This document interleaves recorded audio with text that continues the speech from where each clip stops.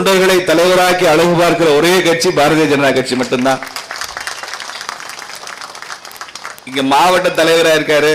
அவங்க அப்பா அரசியல் இல்லை, அவங்க தாத்தா ஒன்றும் அரசியல் இல்லை, அவங்க சொந்தக்காரங்களே யாரும் அரசியல் எடுத்திருக்க மாட்டாங்கன்னு நினைக்கிறேன். பிறப்பின் அடிப்படையில் இல்லாமல் உழைப்பின் அடிப்படையில் ஒருவனை மற்ற கட்சியில அப்படி இல்லை, குறிப்பா திமுக அப்படி இல்லை. உதயநிதி ஸ்டாலின் ஏன் துணை முதலமைச்சர் ஆனாரு? ஏன் துணை முதலமைச்சர் ஆகிறதுக்கு தகுதியுள்ள இளைஞர்கள் அந்த கட்சியில இல்லையா? ஆயிரக்கணக்கில் இருக்கான், லட்சக்கணக்கில் இருக்கான்.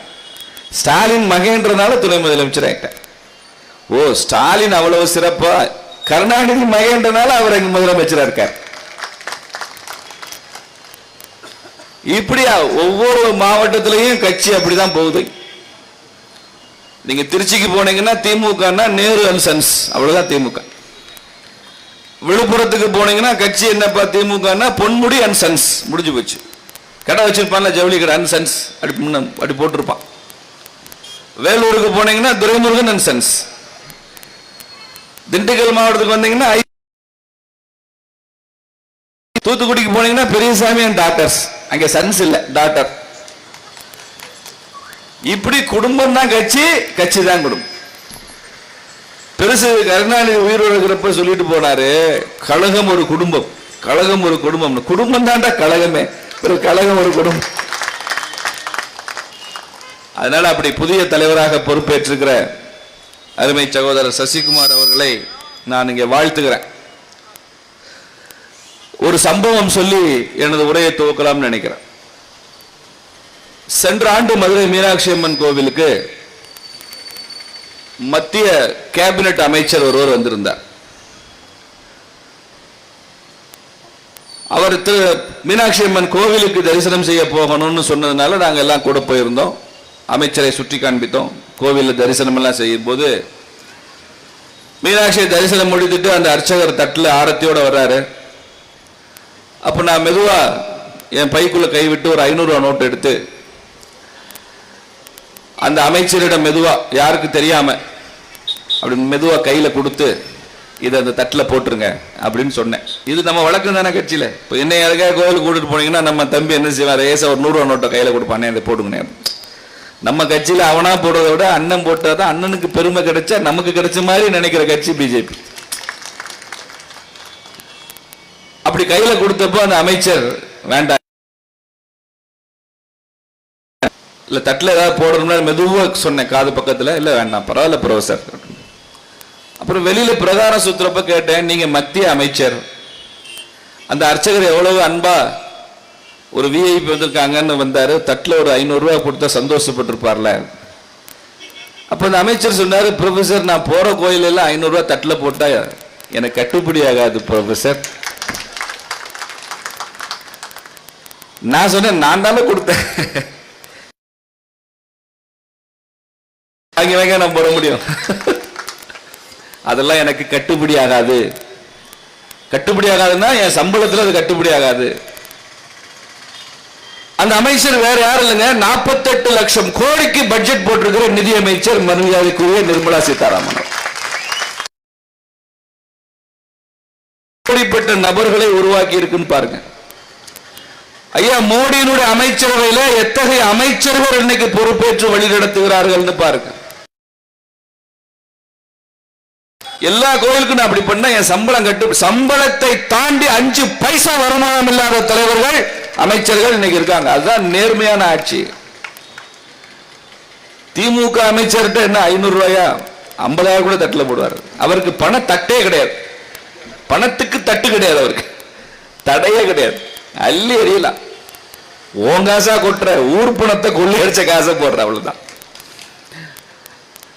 அப்படி இந்த தேசத்தின் நலனை மாத்திரமே நினைக்கிறவர்கள், அவர்கள் போட்ட பட்ஜெட், இந்த பட்ஜெட் அந்த பட்ஜெட் எப்படி இருக்குன்றது. 28 லட்சம் கோடிக்கு பட்ஜெட் போடுற அமைச்சர், நிதி அமைச்சர். இந்த வருஷம் அந்த பட்ஜெட்டோட தொகை கூடி இருக்கு, 52 லட்சம் கோடின்னு நினைக்கிறேன். சென்ற ஆண்டு 48 லட்சம் கோடி. அப்படி ஒரு நிதிநிலை அறிக்கை வந்திருக்கிறது. பட்ஜெட்டுங்கிறது வேற ஒண்ணும் இல்லைங்க, ஒரு வருஷத்துக்கு அரசாங்கத்துக்கு வர்ற வரி வருவாய அரசாங்கத்துக்கு வர வருமானத்தை எப்படி செலவழிக்க போகுது அரசாங்கம்னு தீர்மானம் பண்றதுதான் பட்ஜெட். இது நிதி அமைச்சர் மரியாதைக்குரிய மேடம் அவர்கள் மாத்திரம் போடல, ஒவ்வொரு வீட்லயும் நம்ம அம்மா அந்த பட்ஜெட் போடுறாங்க, நம்ம சகோதரி போடுறாங்க, உங்க வீட்டில் உங்க மனைவி அந்த பட்ஜெட் போடுறாங்க. வீட்டுக்கு நமது பெண்கள் போடுற பட்ஜெட் எப்படி வீட்டை சிறப்பாக வழிநடத்துமோ, நம்மை கடனில் இருந்து மீட்குமோ, அந்த குடும்பத்தில் உள்ளவர்களை பொறுப்பாக செலவு செய்ய வைக்குமோ, அப்படி நாட்டுக்கும் ஒரு பெண்மணி பட்ஜெட் போட வைத்திருக்கிறார் நரேந்திர மோடி. அவ்வளவுதான். அதனால இது நாட்டுக்கு வழிவகுக்கும், நாட்டில் எல்லாரையும் பொறுப்பா இருக்க வைக்கும், எல்லாருடைய நலன்களையும் மனதில் வைத்து இந்த பட்ஜெட் உருவாயிருக்கிறோம்.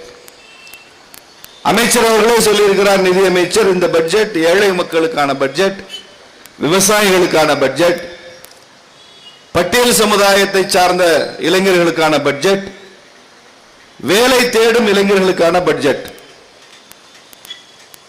இதுதான் நமது சோஷியலி டார்கெட்டட் குரூப்ஸ், பட்டியல் சமுதாயம், பெண்கள், ஏழைகள், இளைஞர்கள், இவர்களுக்கு அதிக முன்னுரிமை கொடுத்து உருவாக்கப்பட்ட பட்ஜெட். இந்தியாவை ஒரு தொழில் உற்பத்தி நகரமாக இருக்கிற பட்ஜெட். 1ஆம் தேதி பட்ஜெட் வந்துருச்சு, இன்னைக்கு 17. வண்டியா பட்ஜெட்டை பத்தி படிச்சிட்டோம், பேப்பர்ல பார்த்துட்டோம், டிவியில பார்த்துட்டோம், சோசியல் மீடியால அதே வேலையா பண்ணிட்டோம். இப்ப திரும்ப 17 நாள் கழிச்சு வந்து அது சேலம் மாதிரி அதிக படித்தவர்கள் இருக்கிற ஒரு இடத்துல திரும்ப அந்த பட்ஜெட்ல என்னவெல்லாம் சொல்லி இருக்கிறது தெரியுமான்னு நான் பேசினா இது ஆறுன கஞ்சி பழங்கஞ்சி ஆயிரும். இது தெரிஞ்சது தானே, இதை சொல்றதுக்கு என்ன மதுரையில இருந்து ஒருத்தர் தேவையா? அதனால நான் பட்ஜெட்டை பத்தி கொஞ்சம் சொன்னால் கூட பொதுவாக இந்த தேசம் எந்த திசை வழியில் ஐயா மோடி தலைமையில சென்று கொண்டிருக்கிறது என்பதை புரிய வைக்க முயற்சி பண்றேன். புரிய வைக்க முயற்சி செய்யறேன்னா பிஜேபி காரனுக்கு புரியாதுன்னு அர்த்தம் இல்லை. ஆங்காங்கே ஒளிந்து கொண்டு கேட்டுக்கொண்டிருக்கிற திமுக உடன்பிறப்புகளுக்கு புரிய வைக்க முயற்சிக்கிறேன். இந்த திமுக காரன் எப்பயுமே ராத்திரியிலே போய் பழக்கம், இருட்டிலே. அதனால பிஜேபி காரன் மேடை போட்டு பேசினால் இருட்டில் தான் நின்று எங்கேயாவது கேட்டுட்டு இருப்பான். அதனால அவனுக்கு புரியணுன்றதுக்காக சொல்றேன். ஒரு திமுக நண்பர் என்கிட்ட போன் பண்ணாரு, பைபிள் என்ன தெரியுமா கேட்டாங்கிட்ட,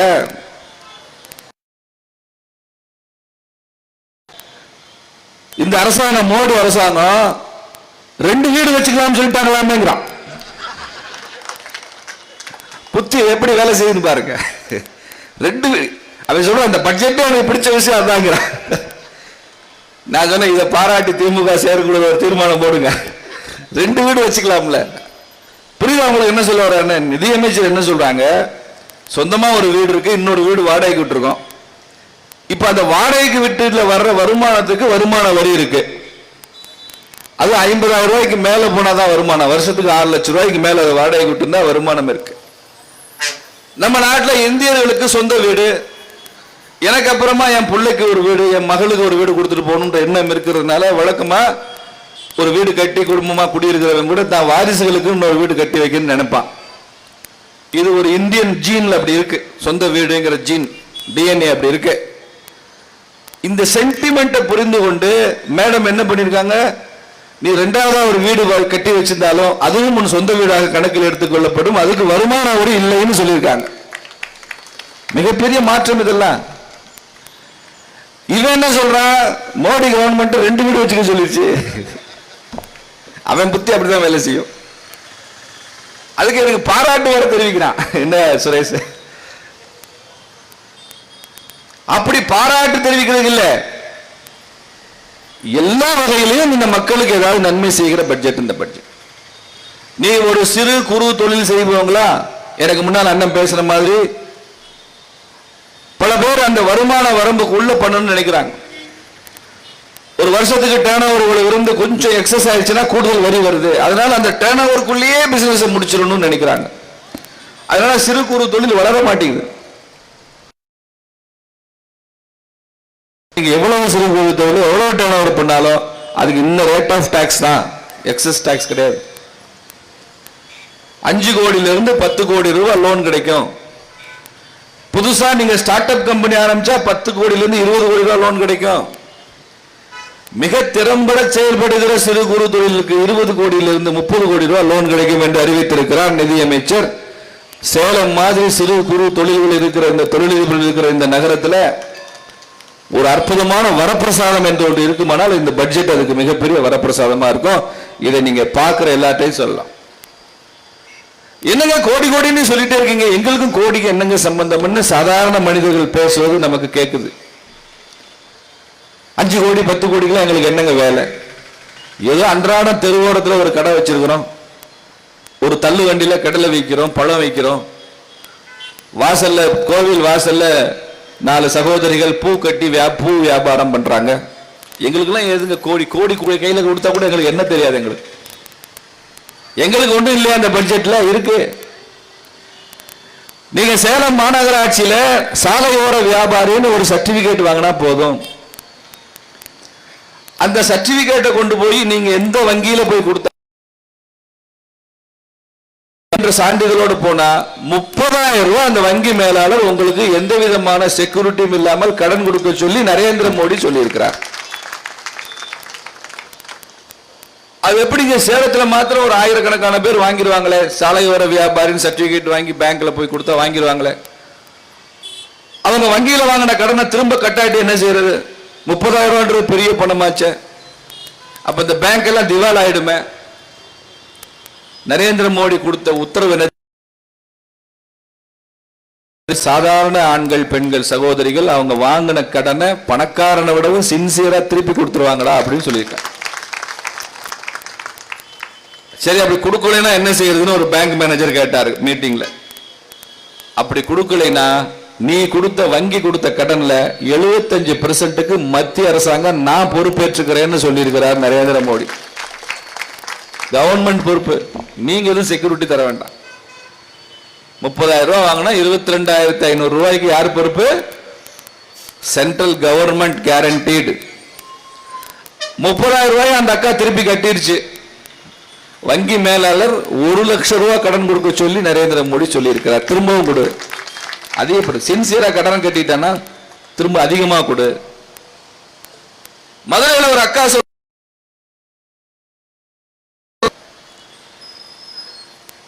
10,000 ரூபாய் கடன். அப்போ இப்பதான் இந்த பட்ஜெட்ல 30,000.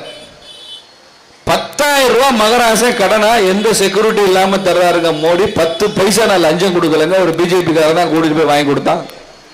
நான் மதுரை கார்பரேஷன்ல நான் சாலையோர வியாபாரின்னு சர்டிபிகேட் வாங்கினா என்கிட்ட 1000 ரூபாய் லஞ்சம் வாங்கிட்டாங்க அந்த பரதேசி அப்படின்னு. அதுக்கு யாரமா கூட்டிட்டு போனேன்? திமுக காரனை கூட்டிட்டு போனேன். பிறகு எப்படிமா அவன் 1000 ரூபாய் கேட்டதே உன் மேல அனுதாபப்பட்டு கேட்டிருக்கான். சுடுகாட்டில் பணம் எரியாது. இன்னைக்கு 2,000 ரூபாய் 3,000 லஞ்சம் கொடுக்காட்டி பணத்தை கொண்டு போய் நீங்க எரிக்க முடியுமா? சேலத்துல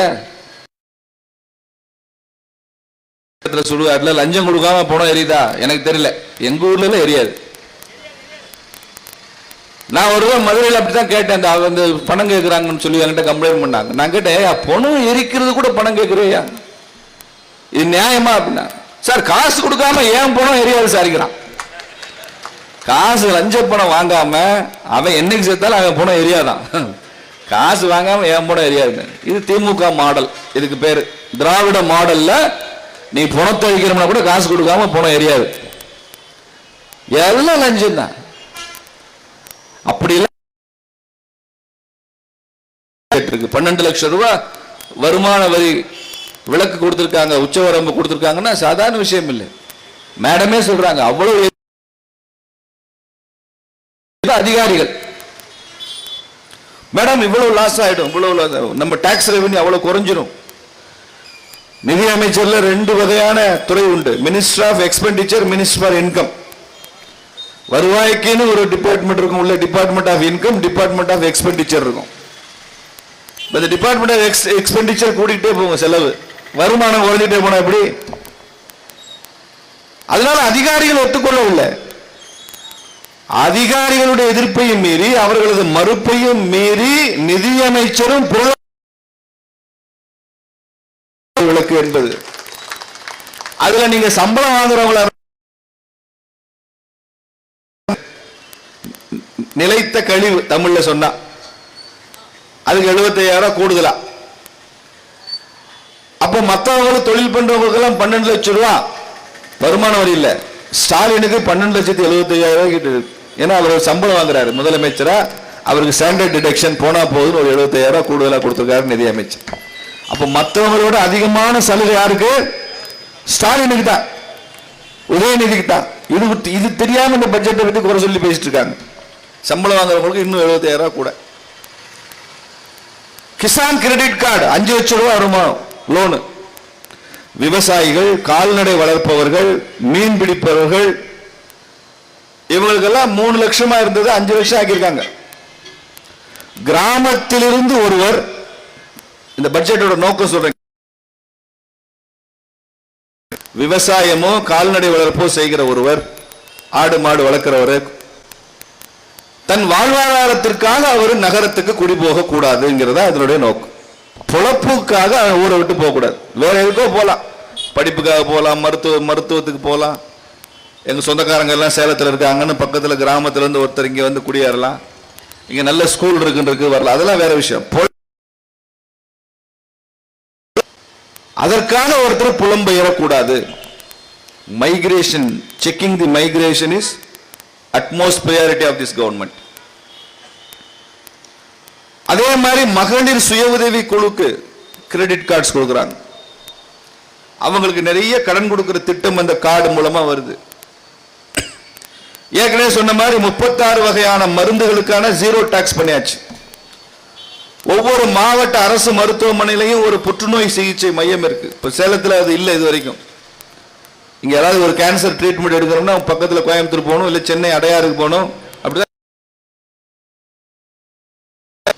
எல்லா ஜிஹெச்லையும் கேன்சர் ட்ரீட்மெண்ட்டுக்கு இலவசமான சிகிச்சைக்கான ஒரு வாய்ப்பு உருவாகுது. அது மாதிரி இது வரைக்கும் நாட்டில் 75,000 பேர் மெடிக்கல் காலேஜில் சேரலாம் ஒரு வருஷத்துல. நீட் தேர்வு மூலமா தனியார் கல்லூரி, அரசு கல்லூரி, எல்லா மாநிலங்களில் உள்ள கல்லூரியில 75,000 சீட் இருக்கு. அடுத்த வருஷத்திலிருந்து அதை 10,000 சீட்டு கூட்டி 85,000 இடங்கள் நாடு முழுக்க 85,000 மாணவர்கள் ஒவ்வொரு வருஷமும் மெடிசின் படிக்கிறதுக்கான ஏற்பாட்டை இந்த அரசாங்கம் இந்த பட்ஜெட் மூலமா செஞ்சிருக்கு. அட்டல் டிங்கரிங் லேப்னு 5,000 பள்ளிக்கூடங்கள் தரம் உயர்த்தப்பட்டு ஸ்கில் டெவலப்மெண்ட்டுக்காக, திறன் மேம்பாட்டுக்காக அவர்களுக்கு அந்த பயிற்சி கொடுப்பதற்கு 5,000 புதிய பள்ளிக்கூடங்கள். 7,70,00,000 விவசாயிகளுக்கு பண்ணிருக்கணும். இப்படி சொல்லிட்டே போலாங்க. நான் எடுத்து வச்ச குறிப்பு டைப் பண்ணி பிரிண்ட் அவுட் எடுத்து எல்லாம் சொன்னோம்னா 3-4 நாள் சொல்லிட்டே இருக்கலாம், அவ்வளவு இருக்கு. பட் இதெல்லாம் உங்களுக்கு தெரியாதுன்னு எதுவும் இல்லை, உங்களுக்கு ஏற்கனவே தெரிஞ்ச விஷயம் இருக்கு. இப்ப இவ்வளவு கேட்டதுக்கு அப்புறம் திமுக என்ன கேட்கிறான், இந்த அரசு தமிழ்நாட்டுக்கு என்ன செஞ்சது? இன்னைக்கு கூட பிரஸ் மீட்ல கேட்டாங்க மீடியால, தமிழ்நாட்டை பத்தி ஒண்ணுமே சொல்லவில்லை இந்த பட்ஜெட்ல சொல்றாங்களே, அதனால திமுக கொதிச்சு போயிருக்குன்னு சொல்றாங்களே. அவனுக்கு தமிழ்நாட்டுக்கு எவ்வளவு நிதி ஒதுக்கலையேன்னு கோபம் இல்ல, ஒதுக்குறதுல ஒதுக்க முடியாம போச்சுன்ற கோபம்.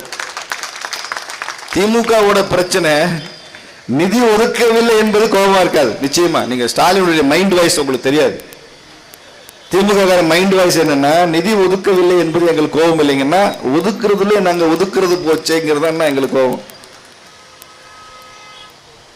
நான் சொன்னேன் பிரஸ் மீட்ல, உண்மைதான், தமிழ்நாட்டை பத்தி எதுவும் சொல்லவில்லை, தமிழ்நாட்டிற்கென்று எதுவும் செய்யவில்லை. அவங்க ஆச்சரியமா கேட்டாங்க, அமைதியா இருந்தாங்க. நான் சொன்னேன் கேரளாவை பத்தி கூட இந்த பட்ஜெட்ல ஒன்னும் சொல்லல, கர்நாடகால காங்கிரஸ் ஆட்சி அதை பத்தி கூட இந்த பட்ஜெட்ல ஒன்னும் சொல்லவில்லை. சரி விடுங்கய்யா, குஜராத்ல பிஜேபி ஆட்சிக்கு இந்த பட்ஜெட்ல குஜராத்தை பத்தி, மகாராஷ்டிரால பிஜேபி ஆட்சி, மத்திய பிரதேசல பிஜேபி ஆட்சி, அந்த மாநிலங்களை பத்தி இந்த பட்ஜெட்ல எதுவுமே இல்லை. மாநிலத்துக்கா பட்ஜெட் போடுறோம்? நான் திரும்ப எதிர்கேள்வி கேட்டேன் ஊடகத்துல, இன்னும் ஒரு வாரத்துல தான் தமிழ்நாட்டுக்கு பட்ஜெட் போட போறாருல உங்க முதலமைச்சர் ஐயா ஸ்டாலின், தமிழ்நாட்டுக்கு ஒரு பட்ஜெட் போட போறாரு, நிதி அமைச்சர் அதை பிரசன்ட் பண்ண போறாரு, தங்கம் தென்னரசு தான் நிதி அமைச்சர் சொல்ல போறாரு சொல்றீங்கல்ல. அப்போ சேலத்தில் இருக்கிற நாங்கெல்லாம் கேட்போம், இந்த பட்ஜெட்ல சேலத்தை பத்தி நீ ஏன் பேசல நாங்க கேட்போமா கேட்க மாட்டோமா? செஞ்ச நான் மதுரைக்காரனா கேட்பேன், மதுரைக்கு என்ன செஞ்ச, கோயம்புத்தூருக்கு என்ன செஞ்ச, நாகப்பட்டினத்துக்கு என்ன செஞ்ச, திருவாரூருக்கு என்ன பண்ண, கன்னியாகுமரிக்கு என்ன பண்ண, மாவட்ட வாரியா கேட்போமா? நீ ஸ்டேட் வாரியா இந்த ஸ்டேட்டுக்கு என்ன பண்ண, அந்த ஸ்டேட்டுக்கு என்ன பண்ணு கேட்கறில்ல. நான் மாவட்ட வாரியா கேட்கிறேன். என் ஊருக்கு என்ன பண்ண, என் சேலத்துக்கு என்ன பண்ண, என் தென் சென்னைக்கு என்ன பண்ண, வட சென்னைக்கு என்ன பண்ண நான் கேட்கிறேன். பதில் சொல்லுவேன் நீ? ஒரு தடவை மோடி ஐயா குஜராத்தில் முதலமைச்சராக இருக்கும் போதுங்க ஒரு பெண் பத்திரிகையாளர் அவர்கிட்ட கேள்வி கேட்கிறாங்க. அவங்க என்ன கேள்வி கேட்டாங்க, நீங்க சிறுபான்மையான கிறிஸ்தவ முஸ்லிம்களுக்கு எதுவுமே செஞ்சதில்லை, குறிப்பா முஸ்லிம்கள் குஜராத்தில் நிறைய வசிக்கிறாங்க, அவங்களுக்கு நீங்க ஒன்றுமே செய்ததில்லைன்னு சொல்றாங்களே, அதை பத்தி உங்க கருத்து என்னன்னு கேட்கிறாங்க. ஐயா மோடி பாக்குறாரு, என்ன சொல்லுவாருன்னு அந்த பொண்ணு ரொம்ப ஆர்வமா கேக்குது. அப்ப முதலமைச்சர் சொல்றாரு, உண்மைதாம்மா நீங்க சொல்றது, நான் முஸ்லிம்களுக்கு ஒண்ணுமே செய்யல அப்படின்னு. அப்ப அந்த பொண்ணு சொல்லுது, இந்த பதில நான் உங்ககிட்ட எதிர்பார்க்கல, நீ முஸ்லிம்களுக்கு நாங்க இதெல்லாம் செஞ்சிருக்கோம்னு நீங்க பட்டியல் போடுவீங்கன்னு நான் நினைச்சேன், ஆனா நீங்க அப்படி சொல்லாம நான் ஒன்னும் செய்யவில்லைன்னு உங்க எதிர்கட்சி காங்கிரஸ் குற்றச்சாட்டை நீங்க. அப்ப மோடி சொல்றாரு, நீங்க பாதி கேள்விதாமா கேட்டீங்க, மிச்ச கேள்வி ஒன்னும் செய்யலேன்னு சொல்றாங்களேன்னு கேட்டீங்க, நானும் சொல்லிட்டேன் ஒன்னும் செய்யலேன்னு சொல்லிட்டேன். நீங்க அடுத்த கேள்வி என்ன கேட்டிருக்கணும், ஹிந்துக்களுக்கு என்ன செஞ்சீங்கன்னு கேட்டிருக்கணும். ஹிந்துக்களுக்கும் நான் ஒன்றும் செய்யவில்லை மோடி சொன்னார். நான் முஸ்லீமுக்கும் ஒன்னும் செய்யல, ஹிந்துக்களுக்கும் ஒன்னும் செய்யல. அவர் சொன்னார், 6 கோடி குஜராத்தியர்களுக்கு நான் முதலமைச்சர், 6 கோடி குஜராத்தியர்களுக்கு ஒவ்வொரு வீட்டு வாசலிலும் தண்ணீர் கொடுக்க வேண்டும் என்று நினைக்கிறேன். அது முஸ்லீம் வீடா இந்து வீடான்ற பத்தி எனக்கு கவலை இல்லை, அத்தனை வீட்டுக்கும் நான் குடிக்க தண்ணி கொடுக்குறேன். 6 கோடி குஜராத்திகள்ல அத்தனை பேரும் பள்ளி பருவத்தில் அவங்க ஸ்கூலுக்கு போய் படிக்கணும்னு நினைக்கிறேன். எனக்கு தெரியாது, குஜராத்தினுடைய எல்லா கிராமங்களும் நகரங்களுக்கும் உலகத்தரமான சாலைகள் அமைக்கணும்னு நினைச்சு நான் ரோடு போட்டிருக்கேன். அந்த குஜராத் பூரா இந்த ரோடு போறது முஸ்லீம் ஊருக்கு போகுதா இந்து ஊருக்கு போகுதா எனக்கு தெரியாது. அத்தனை பேர் அந்த ஹைவேஸ்ல அற்புதமா வண்டி ஓட்டி போயிட்டு இருக்கான். மருத்துவம், சுகாதாரம், கல்வி, குடிநீர், உலகத்தரமான உள்கட்டுமானம், வாழ்க்கை வசதிகள் அத்தனையும் 6 கோடி குஜராத்திகளுக்கு நான் செய்யணும்னு நினைக்கிறேன். என்ன நீ வகுப்புவாதின்ற, நீ கையில ஒரு நோட்டும் பேனாவும் எடுத்துட்டு நீ முஸ்லீமுக்கு என்ன பண்ண இந்துவுக்கு என்ன பண்ணன்னு கேட்கிற, நீ செக்குலரா? நான் தான் உண்மையான செக்குலர், 6 கோடி குஜராத்திகளுக்கும் செய்திருக்கேன். அதேதாங்க இந்த பட்ஜெட் 140 கோடி இந்தியர்களுக்கு போட்ட பட்ஜெட். இந்தியர்களுக்கு உலகத்தரமான கல்வி இருக்கணும், திறன் மேம்பாடு இருக்கணும், அவர்களது வருமானத்திற்காக வரி விலக்கு கொடுக்கணும். ஏன்னா 12 லட்சம் ரூபாய் வருமான வரி விலக்கு கொடுத்திருக்காங்க. தமிழ்நாட்டுக்காரன் 12 லட்சம் ரூபாய் இன்கம் டாக்ஸ் கட்டுறது எக்ஸெப்ஷன் இருக்கா இல்லையா? வருமான வரி விலக்கு நான் சொன்னாங்க மேடம். எம்எஸ்எம்இக்கு 10 கோடி ரூபாய் லோன் கொடுக்கப்படும் என்று சொல்லி இந்தியாவில் எம்எஸ்எம்இ அதிகமா இருக்கிற மாநிலம் தமிழ்நாட்டில். தமிழ்நாட்டில் இந்த பலன் கிடைக்குமா கிடைக்காதா? 5000 பள்ளிக்கூடங்கள் தரம் உயர்த்தப்பட்டு அடல்ஜி டிங்கரிங் லேப் என்று மாற்றப்படும் சொன்னா அந்த 5000 பள்ளிக்கூடத்தில் தமிழ்நாட்டு பள்ளிக்கூடம் ஒன்னோட இருக்காதா? 77 புதிய ரயில் நிலையங்கள் தமிழ்நாட்டில் மட்டும் தரம் உயர்த்தப்பட்டு போகிறது என்று இந்த பட்ஜெட்ல சொல்லியிருக்கு. 77 ரயில்வே ஸ்டேஷன் அறிவிக்கப்பட்ட திட்டங்கள் எல்லாம் ஒட்டுமொத்த தேசத்துக்கும் என்று சொல்லும் போது அதுல தமிழ்நாடு தனக்குரிய பங்கை எடுத்துக்கொள்ளாதா? ஒரு பட்டியல் சமுதாய இளைஞன் ஸ்டார்ட் அப் கம்பெனி ஆரம்பிக்க போனா அவனுக்கு 20 கோடி ரூபாய் லோன் கொடுக்கணும்னு இந்த பட்ஜெட்ல இருக்குல்ல. தமிழ்நாட்டில் உள்ள பட்டியல் சமுதாய இளைஞன் ஒருத்தன் கூட தொழில் துவங்க மாட்டான். தமிழ்நாட்டில் உள்ள ஒரு பெண்மணி ஒரு பொண்ணு கூட தொழில் துவங்காது. இது எல்லாருக்கும் தானே இந்த பட்ஜெட். எனக்கு மட்டும் என்னன்னா, நீ தமிழ்நாட்டு நலன் அக்கறையோட கேட்கிற மாதிரி தெரியல, உனக்கு என்ன வேணும்னு கேட்கிற மாதிரி தெரியுது. உனக்கு ஏதோ வேணும், அதனால நீ கேட்பது மாதிரி தெரியும்.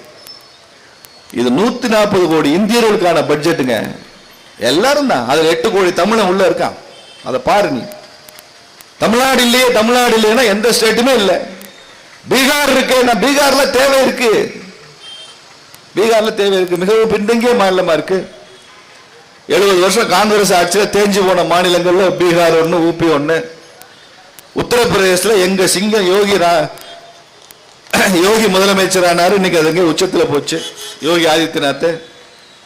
துரதிருஷ்டவசமா பீகாரோட அரசியல் பிஜேபி முதலமைச்சர் வர்ற மாதிரி அமையாம போச்சு. நாங்கள் அதிக எண்ணிக்கை பெற்ற சட்டமன்ற கட்சியாக இருந்தாலும் எங்கள் கூட்டணி கட்சிக்கு முதலமைச்சர் கொடுத்திருக்கோம். அதனால அது அப்படி இருக்கு. அதனால நாங்கள் சில ஸ்பெஷல் கன்செஷன் கொடுக்க வேண்டியிருக்கு. அது வளரணும்ல, அது வளரணும். நான் பீகாருக்கு கொடுக்குறோம் சொன்னோன்னே இவ்வளவு குதிக்கிறிய. நீ திமுக போன தேர்தல் ஜெயிக்கிறதுக்கு பீகார்காரன் தானே 300 கோடி ரூபாய் கொண்டு போய் கொடுத்த பிரசாந்த் கிஷோருக்கு. தமிழ்நாட்டுக்கு கொடுக்காம பீகார் கொடுக்குறேன். நீங்க ஒரு தமிழனை கன்சல்டன்டா வச்சுக்கிட்டு 300 கோடி தமிழனை கொடுத்துருக்கலாம். எதுக்கு பீகார்காரனுக்கு கொடுத்த? அவர் பிராமணர் வேற, அவர் தான் எல்லாம். எந்த பீகார்காரனை எதிர்ப்பாரோ அந்த பீகார்காரனை கொடுப்பான். வடக்கன்ஸுமா அந்த வடக்கன்ஸ் தான் போய் கொடுக்குறான். பிராமணனாலே பிடிக்காதவனுக்கு அந்த பிராமணன் தான் போய் கொடுக்குறான். அவர் தான் எல்லாம் தேதி குறிக்கிறான். தேவசம் வைக்கிறது உட்பட அவர் தான் இப்ப தேதி குறிச்சிட்டு இருக்காரு எல்லாத்துக்கும். அப்ப நீ பீகார்காரனுக்கு பணம் கொடுக்கலாம், பிஜேபி கட்சி பீகார்காரனுக்கு கொடுக்கூடாதுன்னு என்ன அர்த்தம்? பின்தங்கி இருக்கிறதுனால கொடுக்குறோம். ரொம்ப பின்தங்கி இருக்கு. தமிழ்நாட்டுடைய மின்சார தேவைங்க ஒரு நாளைக்கு 30,000 மெகாவாட் நினைக்கிறேன். கொஞ்சம் கூட கொடுக்கலாம். யாரோ எம்எஸ்சிபியில் கரெக்டாக சொல்லுவீங்களா எத்தனை மெகாவாட் நமக்கு தேவை? 30,000 மெகாவாட் இருக்குன்னு சொல்றேன். பீகாரோட ஒரு நாள் மின் தேவை 4,000 மெகாவாட் தான். ஒரு மாநிலம் எந்த அளவு வளர்ச்சி பெற்றிருக்குன்றதுக்கு ஒரு அடையாளம், ஒரு அறிகுறி, அந்த மாநிலத்தில் ஒரு நாள் மின் தேவை என்ன அப்படிங்கிறது தான் ஒரு மேஜர் இண்டிகேட்டர். தமிழ்நாட்டுக்கு 30-35,000 மெகாவாட் தேவைப்படுது, கேரளாவுக்கு 25,000 தேவைப்படுது, கர்நாடகாவில் தேவைப்படுதுன்னா அதை வைத்துக்கொண்டு எவ்வளவு வளர்ந்துருக்குன்னு பார்க்கலாம். எவ்வளவு இண்டஸ்ட்ரி இருந்தா எவ்வளவு கரண்ட் தேவைப்படும். சில ஸ்டேட் சின்னதா இருக்கும், இப்போ பாண்டிச்சேரி சின்னதா இருக்கும், அதுக்கேற்ற மாதிரி அதை கழிச்சு. தமிழ்நாட்டோட மக்கள் தொகை அதிகம், தமிழ்நாட்டோட நிலப்பரப்பு அதிகம், ஆனால் தமிழ்நாட்டை விட மின் தேவை 10ல் 1 பங்கு தான் இருக்குன்னா அப்ப எவ்வளவு வளர்ச்சியில பின்தங்கி இருக்குன்னு பாருங்க. அதனால நம்ம அதை சரி செய்யறோம். வீட்டுல அம்மா இருக்காங்க, அவங்களுக்கு 4-5 குழந்தை, ஒரு குழந்தை ஜப்பானிய பிள்ளையா இருந்தா அந்த குழந்தைக்கு அதிக கேர் தானே கொடுப்பாங்க, அதிக முக்கியத்துவம் தானே கொடுப்பாங்க. நம்ம வீட்டு அம்மாவே ஜப்பானிய பிள்ளைக்கு அதிகமா கொடுத்தா அந்த தேசத்தின் அம்மாவாக பாரத தாயாக இருக்கிறவள் பீகாருக்கு கொடுக்கத்தான் வேணும். பின்தங்கிய மாநிலம். இன்னைக்கு பீகார்காரன் இல்லைன்னா தமிழ்நாடு பீகார்காரன் தான் வேலை செய்யறான். திருப்பூர்ல பீகார்காரன் அவன் சொந்த ஸ்டேட்காரன் வேலை செய்வான். அதனால இந்த மாதிரி பாரபட்சம் பார்க்கிற இந்த அணுகுமுறை தவறு. திமுக தன்னை திருத்திக் கொள்ள வேண்டும். இப்ப புதுசா ஒண்ணு கிளப்பியிருக்கான். தேசிய கல்விக் கொள்கையில எங்களுக்கு பணம் தர மாட்டேங்கிறாங்க. அதுல உங்க ஊருக்கு வேற ஐயா எடப்பாடி வேற கூட சேர்ந்திருக்கிறாரு பஜனையில. சில சமயம் திமுக பஜனையில இவரும் போய் சேர்ந்துக்கிறாரு. ஜங்கு ஜங்கு ஜங்கு அடிப்பார். அவன் நாதஸ்வரம் எடுத்து இவர் உபநயனம் ஊதுவார். அவன் சத்தமா எடுத்து ஊதுவான் திமுக, எடப்பாடி எடுக்காம ஊதுவார். அப்படி எடுக்காம ஊதி என்ன சொல்லியிருக்காரு எடப்பாடி? திமுகவை பழி வாங்குவதாக நினைத்து தமிழ்நாட்டை, தமிழக மக்களை பழி வாங்கிடக்கூடாது மத்திய அரசாங்கம் சொல்லியிருக்காரு. ஏதாவது அர்த்தம் இருக்கா? திமுக நாங்க பழி வாங்கணும்? தேசிய கல்விக் கொள்கைன்றது மொழி திட்டம் மட்டும் இல்லை. இதே ஒரு 500-600 பக்கம் இருக்குடா. யாராவது வேணா திமுக அனுப்பிச்சு வைங்க, வாசி தொலை. முதல்ல உனக்கு இங்கிலீஷ் வாசிக்க தெரியாதுன்னா தமிழ்ல இருக்கு. தேசிய கல்விக் கொள்கை தமிழ்ல இருக்கு, எல்லாமே இருக்குதுல. பெண் குழந்தைகள் எப்படி படிக்கணும்னு இருக்கு, இடையில டிஸ்கண்டினியூ ஆகக்கூடாதுன்னு இருக்கு, எப்படி கல்வி தரத்தை மேம்படுத்தணும்னு இருக்கு, எத்தனை வயசுல பள்ளிக்கூடத்தில் சேர்க்கணும்னு இருக்கு. காலேஜ் படிப்பு, டிகிரி படிப்பு 3 வருஷத்துல இருந்து 4 வருஷம் ஆயிடுச்சு.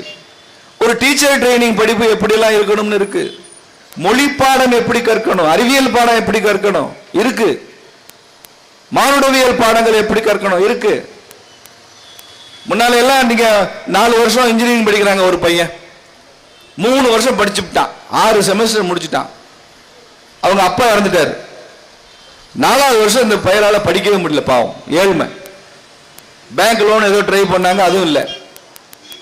இப்போ உள்ள கல்வி திட்டத்தின்படி 4 ஆண்டுகள் இன்ஜினியரிங் படிப்புல 3 ஆண்டுகள் அவன் படித்து முடித்திருந்தாலும் கூட கடைசி ஆண்டு அவன் படிக்கவில்லை என்றால் இப்போ அவனுடைய குவாலிஃபிகேஷன் என்ன? +2. 4வது வருஷம் 1 வருஷம் அவன் படிக்காதனால என்ன ஆகுது? +2 தான் குவாலிஃபிகேஷன். என்னன்னு எழுதுனா கல்வி தகுதி +2ன்னு எழுதுவான், ஹையர் செகண்டரின்னு எழுதுவான்.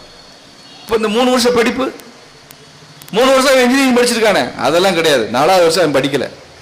இதுதானே நீ இன்னைக்கு கிழிக்கிற கிழிப்பு உன் கல்விக் கொள்கை. மோடி கல்விக் கொள்கை கொடுத்திருக்காரு, என்ன கொடுத்திருக்காரு?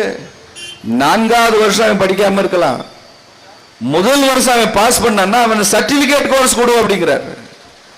2வது வருஷம் இன்ஜினியரிங் முடிச்சுட்டான், அடுத்த 2 வருஷம் படிக்க முடியல, அவனை டிப்ளமோ இன் சிவில் இன்ஜினியரிங் சொல்லு அப்படிங்கிறாரு. 3வது வருஷம் படிச்சுட்டான், பிஜி டிப்ளமோன்னு சொல்லு. 4வது வருஷம் முடிச்சுட்டான்னா பிடெக் டெக்னாலஜிஸ்ன்னு சொல்லுங்கிறாரு நரேந்திர மோடி.